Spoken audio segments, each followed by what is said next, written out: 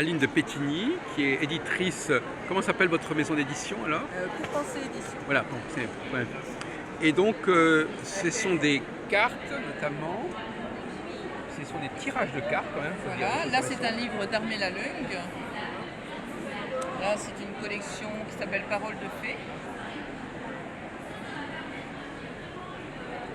Et donc ce sont des clés, ce sont des idées. Et ici on a plein d'albums pour les enfants, pour les plus jeunes. Voilà, on a une centaine de titres au catalogue. En 14 ans, c'est ça? En 14 ans, on a une centaine de titres au Avec catalogue, des jeux. Avec votre frère. Et donc. Et on travaille avec une cinquantaine d'auteurs. Moi-même, oui. Je suis auteur, illustratrice, mais on travaille avec une cinquantaine d'autres auteurs. Et la fabrication, ça se fait comment? Elle est à 30 km de chez nous. Pour les livres, on les fait imprimer en Vendée, chez BDM. Les cartes aussi? Les cartes, non, parce que les cartes, c'est plus compliqué. Oui, il y a peu de voilà. d'imprimeurs. Elles sont faites en Belgique. Voilà. On ne va pas non plus chercher très loin. Mais on a toujours fait attention à notre empreinte écologique. C'est pareil, nos livres sont souples, ont des couvertures souples parce qu'il y a une moindre empreinte écologique que carton. En effet. Donc, il y a combien de jeux de cartes alors finalement? Alors actuellement on en a 3. Ah d'accord. On a 3 jeux de cartes et puis on en a un autre qui va arriver, qui est le jeu de Tout est possible qui arrive en juin. Donc celui-là il va naître à ce moment-là, oui. Celui-là, je suis en train de le dessiner. Donc c'est vous qui le dessinez aussi? Oui. Vous êtes un peintre un peu naïf, c'est ça un peu? Je suis une illustratrice ou une peintresse comme vous voulez. J'aime bien mettre les mots au féminin. Oui, d'accord, entendu, oui. Peintresse, d'accord. Et donc, comment donc naissent chacun de ces jeux a une dynamique différente? Alors, si on prend ce jeu-là, Émotion Monstre, qui est un jeu donc lié aux émotions, là j'ai voulu, voilà, j'ai trouvé ça, j'avais envie de dessiner des monstres. Donc voilà. C'est comme les icônes un peu, c'est ça, oui. Ça a fait ça. Et le truc c'est que je suis partie au début sur une règle un peu complexe et puis j'ai laissé tomber parce que je trouvais que la règle était trop complexe. Moi qui n'aime pas les règles, je partais sur un truc assez compliqué. Et puis je me suis dit, bah, attends, on va faire un jeu de 3 en 1. C'est un jeu, il fait jeu de cette famille, il fait jeu de mémoire et jeu de mistigris. Donc je suis partie là-dessus en me disant, voilà, il doit faire ces 3 trucs. Et puis par rapport aux émotions, je vais faire des cartes.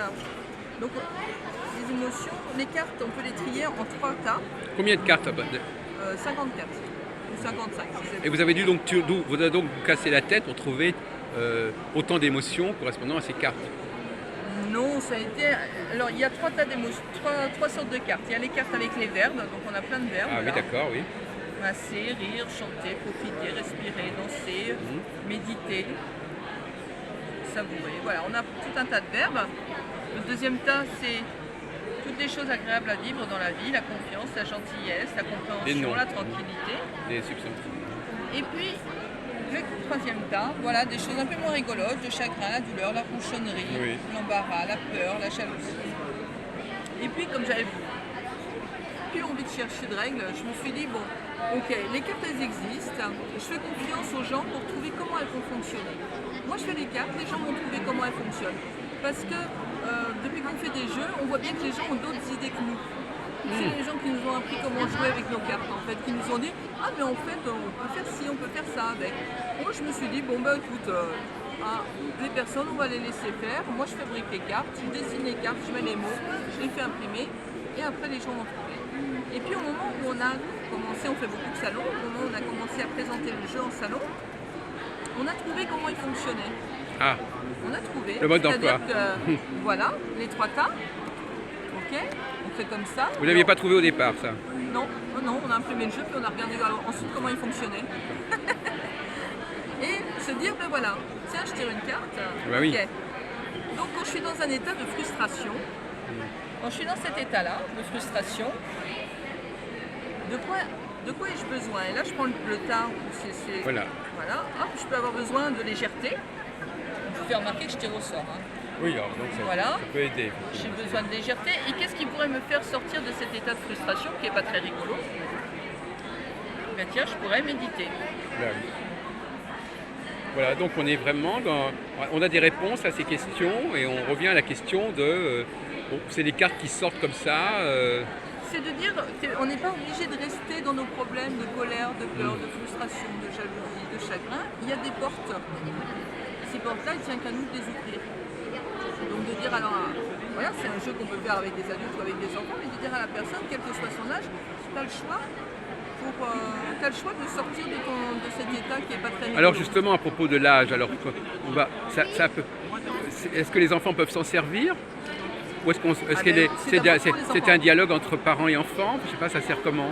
L'enfant... Personne n'est pareil, toutes les familles sont différentes, les adultes sont différents. C'est beaucoup pris par des thérapeutes aussi, c'est des jeux qui sont beaucoup pris par des thérapeutes. Oui. Des jeux et des livres, tous nos livres sont beaucoup pris par des thérapeutes. Oui, et ils ne sont pas faits pour les thérapeutes, c'est-à-dire qu'on le fait vraiment, ils sont vraiment écrits pour les enfants. Par exemple, et puis il y a aussi le fait qu'on ne retravaille jamais le texte d'un auteur. En tant qu'éditeur, si un texte nous plaît, on le prend tel qu'il est, on ne cherche pas à le changer. Au niveau des illustrations, on laisse l'illustratrice la plus... Alors les auteurs, vous parlez de cette série-là. Voilà, de cette série-là. Voilà, par exemple, les livres de Katia Belsito, Les mots du cœur, Les caresses du vent, sont vraiment... Bon, c'est quand même des gens qui vous les... C'est des manuscrits qu'on vous envoie ou c'est des livres que vous voyez déjà parus? Non, ce sont des manuscrits qu'on nous envoie. Oui, c'est ça, quand même. Oui. Et on fait un choix, oui. Ce sont des coups de cœur. On a des coups de cœur pour des livres. Et quel est le point commun entre tous ces ouvrages? Le point commun, ça va être... Quelle est la ligne éditoriale, comme on dit? La ligne éditoriale, c'est toutes ces questions de vie importantes qui font notre vie, comme le bonheur, la mort, la confiance, l'intuition, le mieux-être avec les autres, le mieux-être avec soi-même. C'est tous ces questionnements-là qui sont dans les histoires. Alors parlez-nous de ce 4e volet là, qui va sortir, Opus. Pourquoi est-ce qu'il avait besoin de sortir celui-là? Le nouveau jeu? Oui. Alors le jeu, c'est un jeu donc, qui est présenté là, là on a un abonnement qui s'appelle l'abonnement pour le maintien d'une édition libre. Et les gens qui s'abonnent aux nouveautés de l'année. Par exemple là en juin, ils vont recevoir les nouveautés de juin et en octobre les nouveautés d'octobre. C'est une manière de nous soutenir. Mais les jeux, ensuite, la personne qui veut acheter juste le jeu l'achètera en juin. Quoi. Donc ma question c'était pourquoi ce 4e jeu? Qu'est-ce qu'il apporte de plus? Quelle est sa différence? Il va vraiment être différent. Enfin, vraiment être différent. C'est moi, c'est mes dessins, donc je ne me contredis pas, je suis cohérente. Mais il va être sur... ça va être des recettes. Des recettes, en fait, les cartes, au lieu d'être une famille, ce sont 6 cartes à réunir.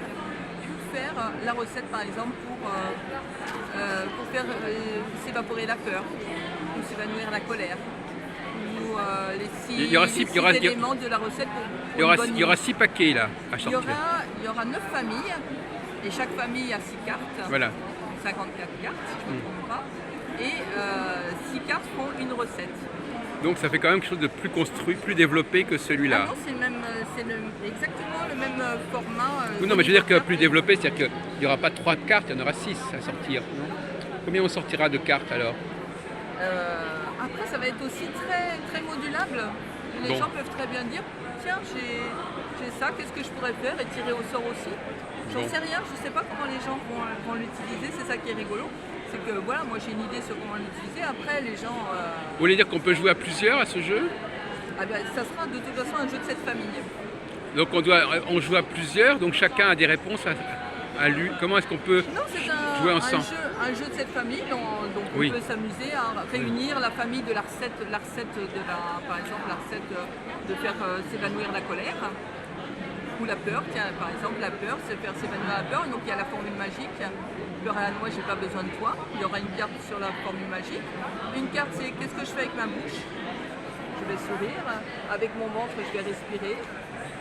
Avec mes pieds, je vais m'enraciner. Avec mes mains, donc il y a un mudra. Et c'est ces éléments-là qui vont faire des pistes pour... voilà, c'est des formules magiques en fait. Oui. Et donc le premier, ça a été lequel alors le premier? Le premier des jeux, c'était celui-là, qui était un jeu de mémoire. Après, il y a eu celui-là. Et encore, il y en a eu un avant celui-là, parce que vous voyez Mémo Philo 2. Oui, donc, alors il y a dû y avoir un avant, voilà, qui a disparu. Qu'on n'a pas réimprimé, on a fait un choix de ne pas réimprimer, c'est un choix, voilà.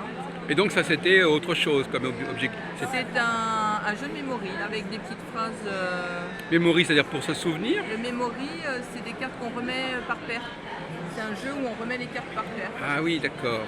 Hein, c'est des cartes identiques qu'on va chercher à réunir dans le jeu. Donc des cartes identiques. D'accord, oui. Et donc avec des petites phrases. C'est beaucoup utilisé aussi comme la petite carte du jour. Voilà, par exemple, ça peut être la petite carte d'aujourd'hui. Oui, bien sûr. Oui. Et le dessin, c'est aussi vous, le dessin? Oui. Vous êtes dessinatrice, alors on peut dire dessinatrice, oui, ça ne pose pas de problème. Oui, oui. C'est vous qui avez trouvé les mots aussi. Vous, votre domaine réservé, c'est les auteurs, et vous avez ça. Les jeux, pour l'instant, il n'y a que moi qui les fais. Voilà, aucun autre auteur ne participe à la production des jeux de cartes. Pour l'instant, non. Pour l'instant, non, ça ne s'est pas trouvé. Oui. Voilà. Il faut avoir comme ça. Donc finalement, on peut conclure des. Voilà, il y a un nombre illimité de combinatoires, c'est ça? Oui, c'est. Utilisez-les comme vous voulez, comme vous le souhaitez. C'est une forme de poésie par certains côtés. Oui. Moi, il y a deux choses qui me guident, c'est la poésie et la spiritualité. Oui. Moi, c'est les deux éléments qui sont à la base de ce que je fais, c'est la poésie et la spiritualité. Alors, je voulais savoir si vous aviez par exemple une connaissance des traditions de jeux comme le tarot, par exemple. Vous connaissez probablement quelque part. Alors, je connais le tarot, mais non, je ne vais pas chercher à reproduire un tarot. Non, je ne connais pas assez. Et puis, ça m'intéresse actuellement. Je ne dis pas que je ne le ferai pas, mais actuellement, pas plus que ça. Je ne dis pas que je ne le ferai pas, mais là, pour l'instant, non. Donc, vous êtes dans une sorte de sagesse, en fait. Je ne sais pas. Vous connaissez le Yiking, par exemple, un petit peu aussi Oui, bien sûr, oui. Non, parce que ça va un peu dans cette optique-là, de la formule qui va répondre à la question. Parce que c'est quand même censé correspondre à un état actuel de la personne. Par où non, ça ne la définit pas dans ce moment-là. Ça ne la définit pas. Je trouve que c'est dommage de se définir par rapport à une carte aussi. Oui. Je veux dire, non, c'est juste s'amuser. Gagner de la légèreté sur le sujet. Bon, d'accord. Gagner de la légèreté, s'amuser autour de ça et se dire ah bah tiens, ça m'ouvre une porte qui m'intéresse. Mais s'amuser, gagner la légèreté, parce que c'est ça le plus important, c'est être léger. Oui, mais enfin, on va revenir à une question qui ne vous plaît pas tellement, c'est de savoir d'où ces cartes sortent. Bon, elles sortent de vous, bien sûr, mais qu'est-ce qui fait que c'est cette carte-là en particulier qui va sortir? C'est quand même. Il y a des quelque chose de codé. Oui, il y a des gens que ça. Ça ne l'est pas, pour d'autres ça va l'être aussi. Chacun son point de vue. Moi, je n'ai pas de. On pense un peu au Shadok d'ailleurs. C'est un peu l'esprit. Oui, celui-là surtout. Oui. Ah bah oui, non, mais quand on a vu les Shadok. Oui, bien sûr. Ça laisse des traces. Oui. Mais c'est juste que chacun va le prendre comme il le souhaite. Oui, oui. Moi, j'ai pas de. Oui, mais enfin, malgré tout, Moi, j'ai rien par rapport à ça. C'est chacun le prend comme il le souhaite. Voilà. Mais vous savez que le tarot, il y a des gens qui jouent au tarot et qui ne pensent pas du tout à en faire une divination quelconque, c'est clair. Mais faites comme vous le souhaitez. Mais on peut imaginer des gens même, par exemple, enfin, ça va peut-être vous paraître bizarre, mais on peut même imaginer des gens qui sont des praticiens qu'on vient voir pour savoir certaines choses et qui peuvent utiliser votre jeu. Vous ne pouvez pas l'empêcher. Non, puis je ne chercherais même pas à l'empêcher. Je veux dire, à un moment donné, ça ne m'appartient plus. Donc ce sont les jeux d'Aline de Pétigny, c'est ça? Exactement, oui. Pour penser, penser.fr pour les retrouver sur le site. Mais ce qui m'intéressait aussi, c'était de savoir à partir de quel âge on pouvait jouer à ce jeu. Alors, la question de l'âge, c'est vraiment une question compétente, inhérente, parce que ça dépend tellement de l'enfant. Oui. Mais vous avez vu des enfants qui faisaient. 4 ans, 4, il faut d'abord savoir lire déjà. Non, pas obligatoirement. Il y a quand même des mots qui sont là. Mais non, parce que les enfants ont une très bonne mémoire. Ah oui. C'est-à-dire qu'ils donc à un moment donné, moi je sais que. Ils savent que ça c'est légèreté, même s'ils reconnaissent le mot, mais ils ne le lisent pas. Oui, ou ils reconnaissent le dessin. Ils ont une mémoire visuelle, oui, c'est ça. Par exemple, ce jeu-là, je sais qu'il y a des enfants qui connaissent. Ils ont l'habitude des Pokémon, tout ça. Ils ont fait le lien entre le dessin et la phrase qu'on leur a dit, et ils savent que ce dessin-là correspond à la phrase. Donc, vous avez vu des enfants jouer entre eux à se sortir des cartes comme ça Alors, je sais que c'est utilisé dans les écoles. Ah oui, d'accord. L'école maternelle, l'école... école maternelle et primaire. C'est beaucoup utilisé en jeu de tirage. C'est une catégorie qui s'appelle jeu de tirage. Non, c'est en jeu de tirage le matin, le professeur va dire bah, tiens, aujourd'hui on va prendre une carte. Allez, hop, aujourd'hui. Ou alors Non, mais un est-ce enfant qu'il y a, va tirer une non, mais je veux dire, est-ce qu'il y a d'autres, ça existe comme ça dans le vocabulaire des enseignants, le jeu de Je sais tirage? pas. Ou est-ce que ils font du jeu de tirage qu'avec votre jeu à vous, ou bien ils font Je du n'en sais tirage? rien. J'en sais rien. En tout cas, ils savent ce que c'est bon, on sait ce que c'est qu'un jeu de tirage. Je ne sais pas. Ben, en tout cas, on va tirer. Il y a des personnes, il y a des instituteurs, des professeurs des écoles qui utilisent le jeu comme la petite carte du jour, la petite carte qu'on va tirer le matin et qui va débuter la Alors, par journée exemple, avec les est-ce que vous enfants. pouvez me faire un tirage, par exemple? Ben là, c'est ce que je vous ai fait Allez. tout à l'heure. Ah, c'était pour moi, en fait. Non, c'était pour vous montrer. Moi, Oui. je ne vais pas tirer pour vous. Ah, d'accord. Là-dessus, je Ah, c'est à moi de m'aventurerai faire. pas, je m'aventurerai Vous pas voulez tirer, madame? Non. Vous avez peur? Mais, Ben, de ce que les cartes vont vous dire, je sais pas. Qu'est-ce qu'on fait ensuite? Voilà, allez-y. Non, mais oui, bien sûr, c'est gratuit. Allez-y. Tenez, madame va tirer. Elle va tirer, elle est d'accord. Alors, vous prenez hop, une carte de Stala, une carte de Stala et une carte de Stala. Pas la première, forcément, hein, vous en La prenez première, une. parce que la première, on l'a déjà fait. Ou alors prenez la première, voilà, allez, hop, allez, qu'est-ce qu'on aura? Alors, la jalousie. Quand je suis dans un état de jalousie, qu'est-ce que je vais faire? De quoi j'ai besoin? Alors, on peut formuler ça comme ça, on le formule comme on C'est veut, magique, hein. vous allez voir. Voilà. Hop. J'ai Bonheur. besoin de bonheur. Et qu'est-ce que je pourrais faire pour quitter cet état de jalousie qui n'est jamais très agréable?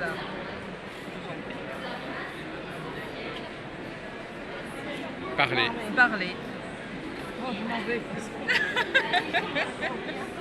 Bon, en tout cas, ça nous a illustré. Mais c'est impressionnant, c'est impressionnant. Voilà, c'est effectivement. Après, on les prend comme on veut. Je veux me mettre aucune. Je veux toujours laisser la légèreté faire. Oui, oui, vous jouez sur plusieurs niveaux de conscience. Voilà. Oui. Bien, merci beaucoup. Alors, Merci à vous. Aline de Pétigny, je pense que ça va intéresser nos spectateurs.